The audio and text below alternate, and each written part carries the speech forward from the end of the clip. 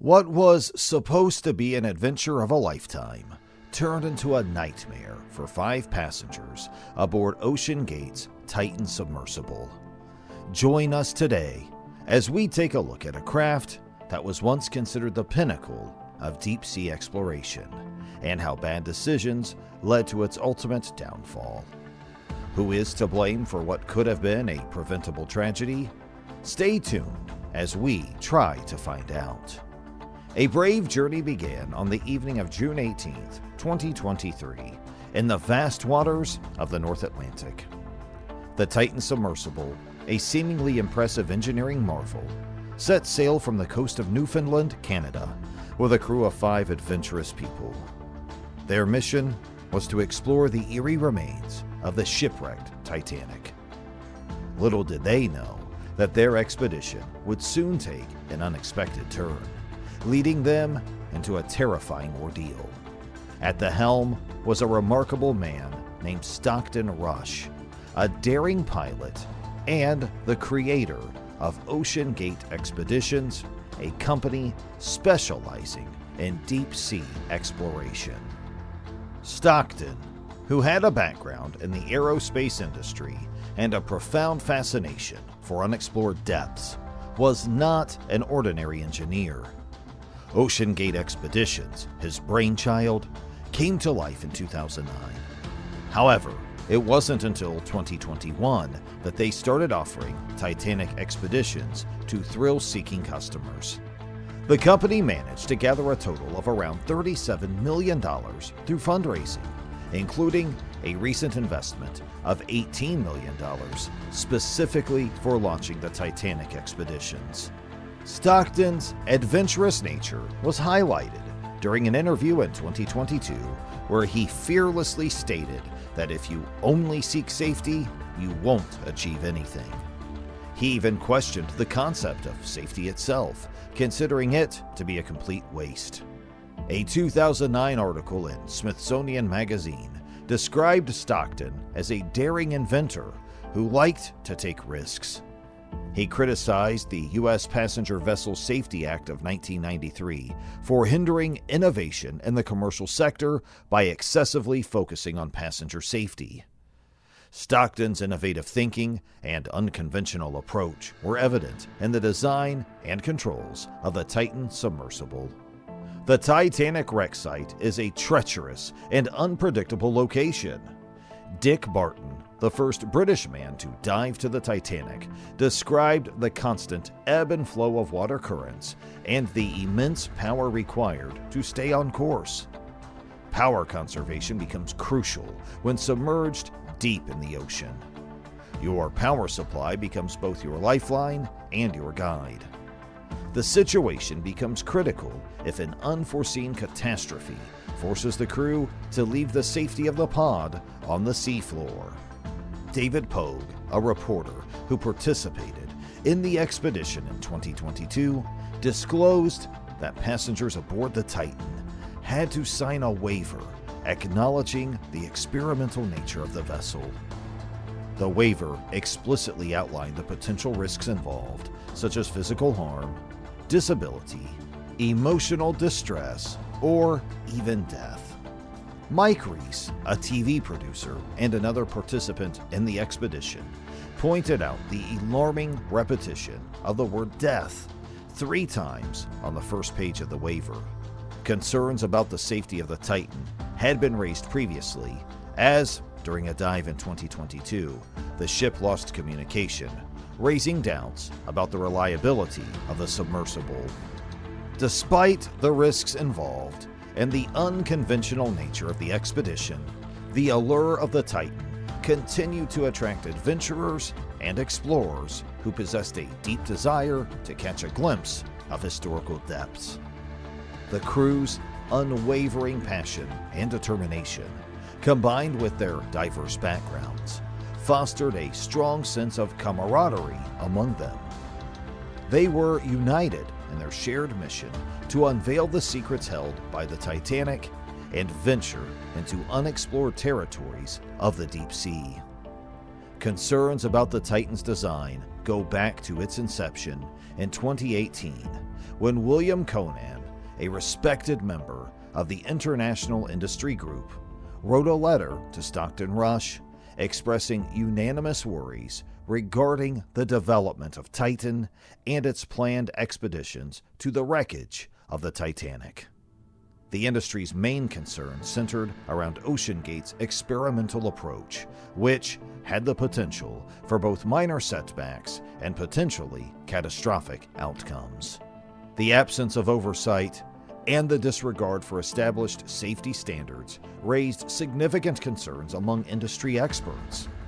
Normally, agencies like the American Bureau of Shipping and DNV in Europe are responsible for overseeing and certifying structures such as ships and submarines.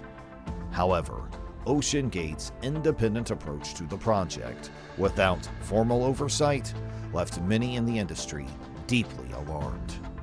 William Conan had a conversation with Stockton Rush, but they ultimately reached a point where they agreed to disagree on this matter.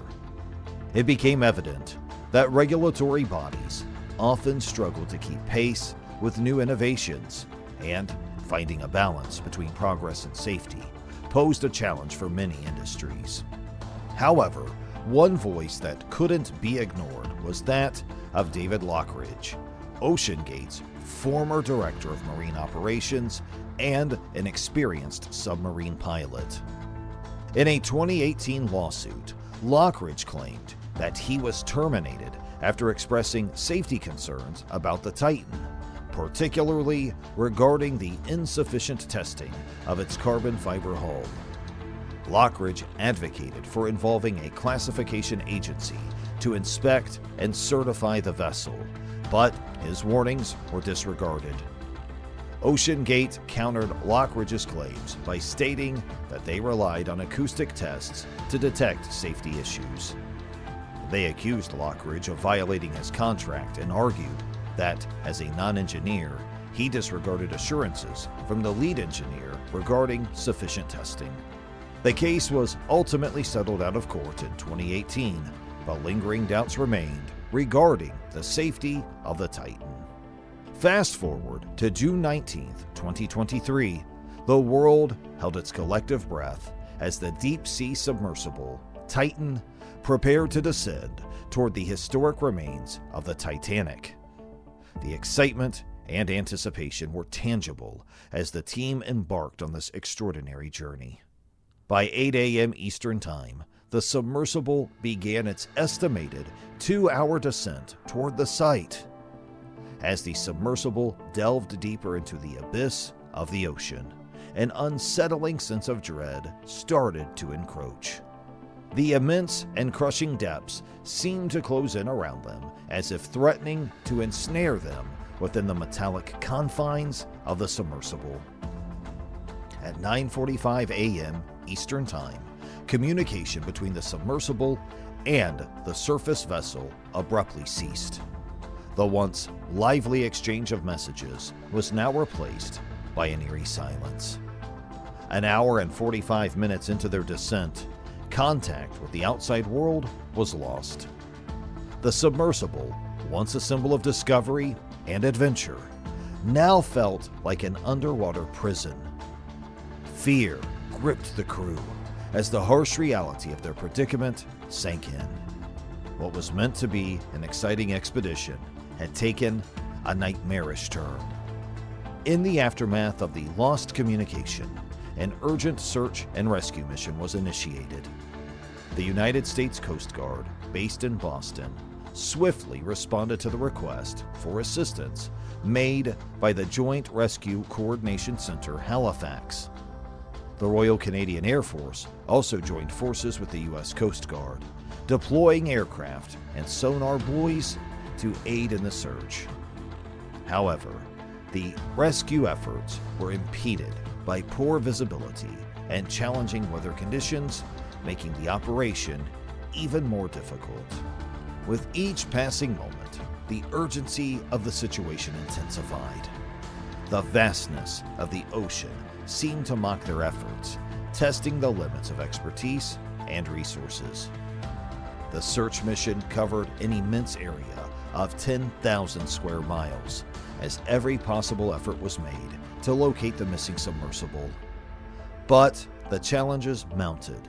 The remote location, inclement weather, darkness, rough sea conditions, and frigid water temperatures all conspired against the rescuers. Days passed, and the tension grew.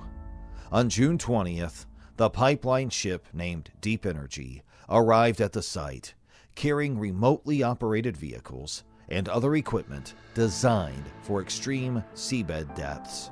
The tireless efforts of the U.S. Coast Guard continued, but it felt like searching for a needle in a haystack. Then, on June 22nd, a glimmer of hope appeared.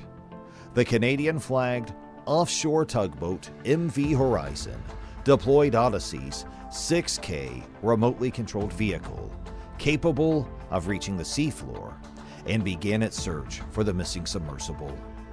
The French also joined the effort, deploying the Victor 6000 remotely controlled vehicle, which could transmit images back to the surface. And there, amidst the darkness, a breakthrough emerged. The Horizon Arctic's remotely operated vehicle made a grim discovery of a debris field near the Titanic wreck, containing confirmed fragments of the Titan Submersible. It was determined that the submersible's loss resulted from the implosion of the pressure chamber, leaving behind scattered pieces on the seafloor. Heartbreaking news followed. Experts expressed uncertainty about the possibility of recovering the bodies of the 5 crew members. The inhospitable depths of the ocean made it highly unlikely. It was believed that the crew likely perished on June 18, 2023, before potential SOS signals could be detected. As the realization sank in, OceanGate released a statement addressing the loss of life. While debris from the submersible was recovered, the bodies of the 5 crew members may never be retrieved. It was a devastating prospect, leaving the families of the victims in profound grief. The search and rescue operation had pushed the limits of human capability and available resources. The unforgiving environment of the deep sea, with its darkness and unimaginable pressure, had claimed the lives of the crew members. As news of the tragedy spread, many fingers were pointed toward Stockton Rush and OceanGate. What do you think? Do they deserve the blame, or was this tragedy down to bad luck?